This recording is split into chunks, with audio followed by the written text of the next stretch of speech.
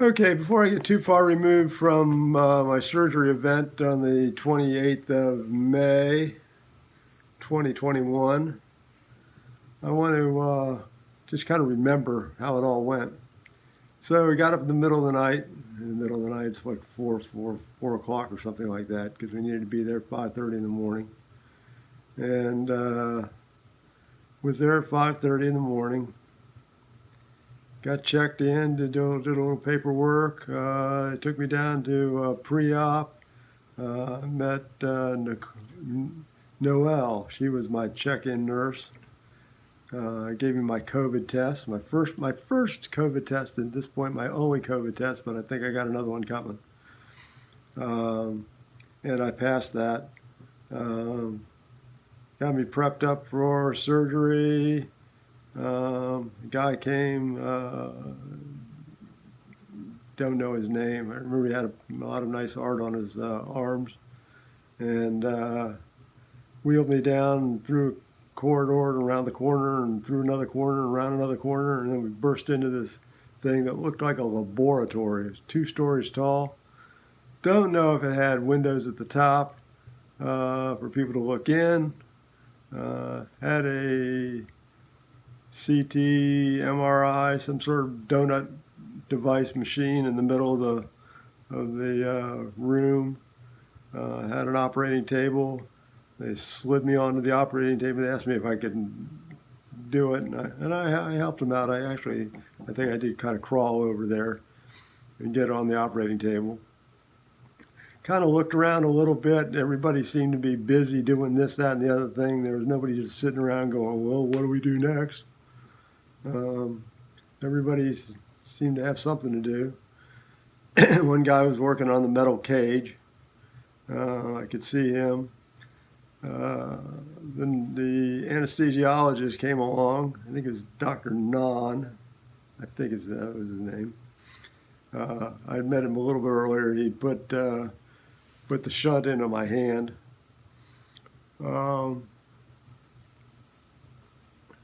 He had a syringe full of something and screwed it in and started to pump it into my hand. At which point I said to myself, and I think I said out loud, I think I'm going to go. And I was out like a light. Don't remember anything more until what I get to.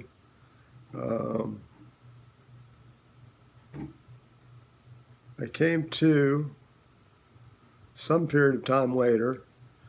They had put the cage onto my head, screwed it onto my head, and I got a couple of screw marks in the front and the back where they latched it onto the skull.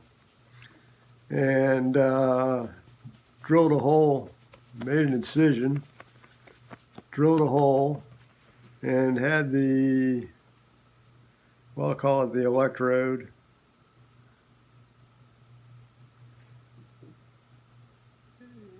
implanted in my head at that point for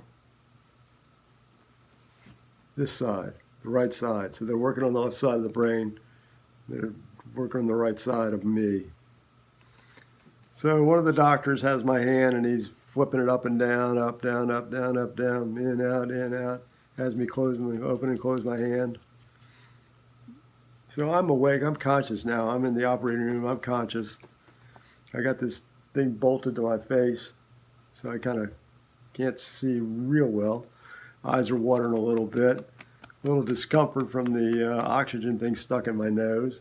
A little discomfort from all my sinus drainage that just occurs on a normal day, laying down on my back for some period of time. Some discomfort with this hand here because these 2 fingers with the oxygen sensor got taped together somehow. But my only discomfort is my sinus condition and my fingers, and they got a probe in my brain. I got nothing to complain about.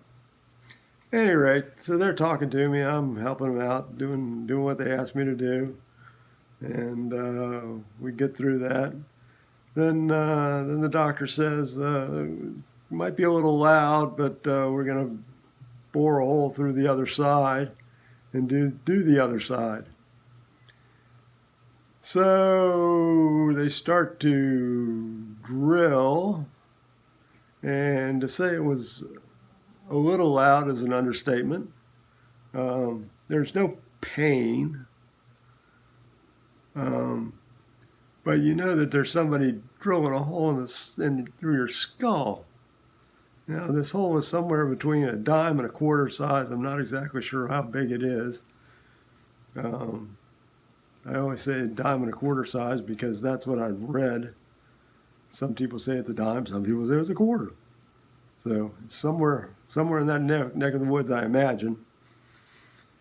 And they push the electrode, the contact, the piece down in there.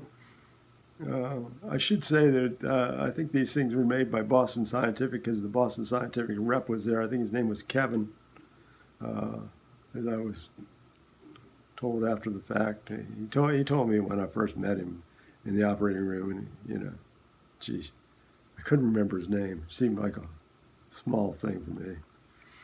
But at any rate, so they said they were on channel 1. I remember saying, on channel 1. They got some sort of device over here. I mean, I can't turn my head. I can't look around. I mean, I can look around through my eyes. But again, my eyes are a little watery. I certainly can't wipe my eyes. I can't turn my head. I'm bolted to the table. And there's just a bunch of feedback. Clearly, it means something to somebody, and they're listening for, I guess, different things in my brain and how it works. And they're working this arm now up and down, back and forth, up and down, closing the hand, open the hand, close the hand, open the hand. Now this is the hand now that it has the oxygen sensor stuck to it, and it's just this side of me is just slower than this side. No, it doesn't appear to be slower at this side in this moment.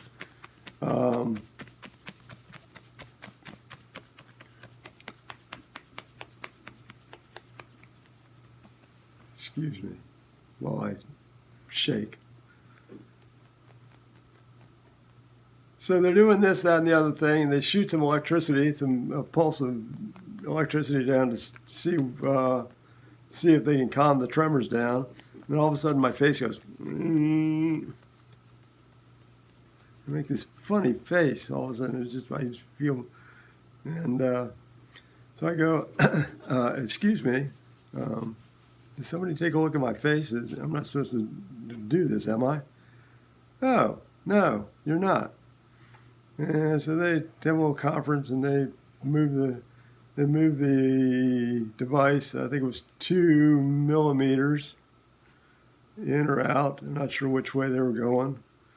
They're trying to cover a wide range of activity, I think. I don't know exactly what they're doing.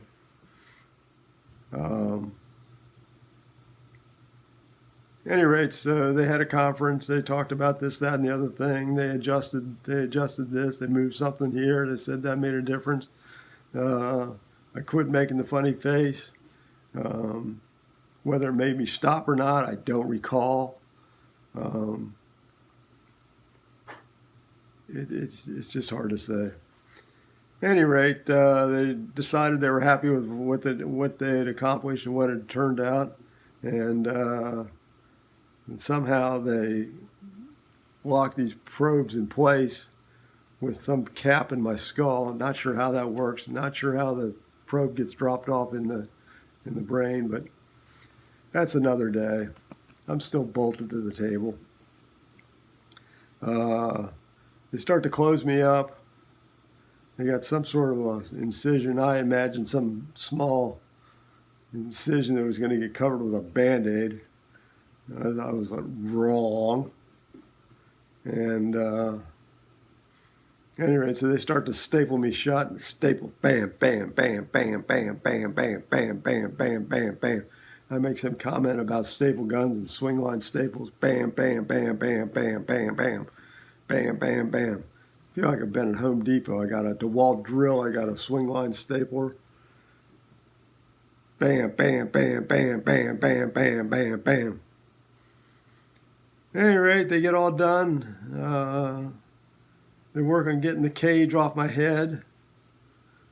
They flatten the table back out because I'd been in some sort of a inclined position. Flatten the table out, and at that point I felt like I was being dropped upside down on my head. They slid me around and put me in the donut. Again, it was a CT, an MRI, something. I don't know which one it was. It was some sort of machine like that. Anyway, they put me in there so they could take some images to where the implants were in my brain, and said to close my eyes because there were some lasers, but nothing would hurt me. So I paid attention and did what they said. Closed my eyes. They stuck me in there. It just took a few minutes. Boom, boom, boom, boom, boom, boom, boom, boom, boom, boom, boom, boom, and we were done. I will say, right as they turned me around there, they had the catheter hooked up, collecting urine. They're pumping saline in and urine out, and monitoring it all along. And when they went to spin me around, the line got hung up on something. And they said, hey. You need to untangle something down here. Anyways, I think that kind of covers the whole subject. Everybody seemed to be pleased with what had happened. I kind of looked around. The doctors had left, at least the main doctors had left, and they were putting things away and cleaning up the mess. And that was that. Rolled me out into recovery. Sorry, I can't remember the name of the nurse in the recovery. Okay, that was after the dog event. The dog event will resurface here in just a moment when the mailman circles back around into the truck. So we got to wrap this up real quick. So, don't remember the name of the nurse at the recovery from surgery area. Got me a bed at ICU, went up there, and the first nurse I had, his name was SAR. All the nurses were wonderful. I had SAR, I had, what was her name? Becca. Becca turned out to be a friend of a friend's daughter. They pieced it together, just happenstance somehow, I don't know how. And then at the end I had Rachel that ultimately discharged me from ICU, and I went home on Saturday. Went in on Friday morning, crack of dawn, got out about noon-ish Saturday. Had a hard time standing, but mustered through. People are in worse shape than I am, that's for sure. And got me in the car. My wife took me home, Donna, and I've recovered ever since. I walk up and down stairs. I have not fallen down. I have not driven a car yet. Might not drive a car for a little while, but I certainly tell Donna how to drive, and that's a joke. And I am preparing for tomorrow's event, which is at 2:45, I think. So we're going to schedule it so that we can have maximum amount of traffic going to the hospital and coming back home. So looking forward to that. And I'll keep you posted on how the not as traumatic surgery goes. Not as traumatic is just a scary proposition. But I'm sure I'll live through it, and everything will be just fine. And come the 24th of June is the scheduled turn-on date. And then flip the switch and bam, he's well. Bow! I'd hit myself in the head and carry on, but it would probably hurt.